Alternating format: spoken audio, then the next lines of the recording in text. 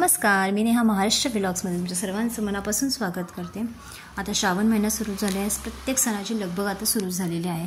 तर श्रावणात जर तुमचा उपवास असेल कुठला वारी, तर त्या दिवशी हा गुळाचा शिरा नक्की करून बघा।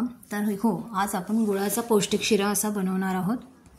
तर काय करायचं मंडळी, सर्वप्रथम जाडबुडाची कढई गॅसवर तापायला ठेवायची। त्याच्यामध्ये अर्धी वाटी तूप घालून 1 वाटी जाड रवा किंवा बारीक रवा तुम्ही ते घ्यायचा आहे।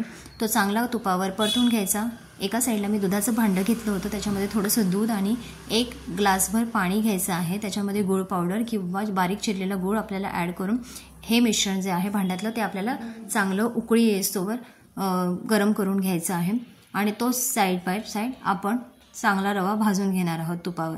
तर रवा आता खरपूस रंग होईस्तोवर आपल्याला परतून झाला आहे। तर आता हळूवर आपण जे गरम पाणी केलं होतं ते आपल्याला याच्यामध्ये हळूहळू टाकून घ्यायचं आहे।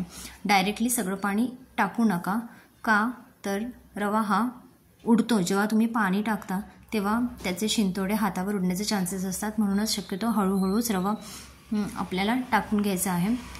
रवा हे सर्व पाणी शोषून घेतो, ॲब्सॉर्ब करतो।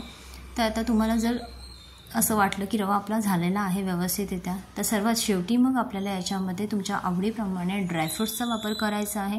इथे मी काजू बदामाचे तुकडे करून घेतले होते उभे चिरून, आणि सर्वात शेवटी वेलची पावडर घालून 2-3 मिनिटांसाठी वाफ येऊ देणारे मी कढईला। त्यानंतर तुम्ही बघू शकता शिरा खूप मस्त झालेला आहे, मोकळा मस्त झालेला आहे। तर आता अशा प्रकारे आज आपण सर्व करणार आहोत शिरा। तर हा गुळाचा शिरा आहे, खूप हेल्दी आहे, पौष्टिक आहे। तर ही रेसिपी तुम्ही नक्की करून बघा या श्रावणात, आणि व्हिडिओ आवडल्यास नक्की लाईक करा। Thank you so much.